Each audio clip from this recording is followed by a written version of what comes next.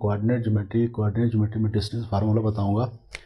ये हमारे पास कोऑर्डिनेट सिस्टम है।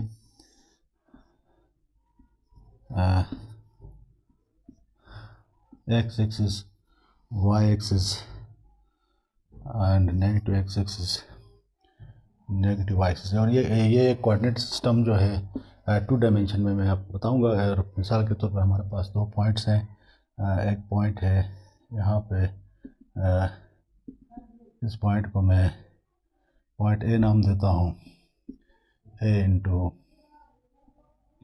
x1 y1 एक कोऑर्डिनेट है। और दूसरा पॉइंट बी, मिसाल के तौर पर यूँ है, दूसरा पॉइंट बी है।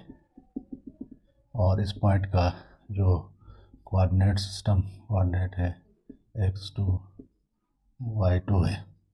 तो अब इसकी मदद से इन 2 पॉइंट्स के दरमियान, ए और बी के दरमियान, हम डिस्टेंस कैसे निकालेंगे। तो इसके लिए मैं आपको ए और बी के दरमियान जो डिस्टेंस है उसको हम कैलकुलेट करेंगे। तो जिसको हम डिस्टेंस फार्मूला कहते हैं, यानी ये डी से नोट करेंगे। तो ये डी बराबर होगा square root of x2 minus x1 का square plus y2 minus y1 का स्क्वायर होगा। तो ये हमारे पास 2 कोऑर्डिनेट थे, 2 पॉइंट्स थे ए और बी, और 2 कोऑर्डिनेट हैं। और कोऑर्डिनेट में इसमें x1 y1 और x2 y2 इन पॉइंट्स के नाम है। एक जो कोऑर्डिनेट है वो x1 y1 है और बी कोऑर्डिनेट जो x2 y2 है।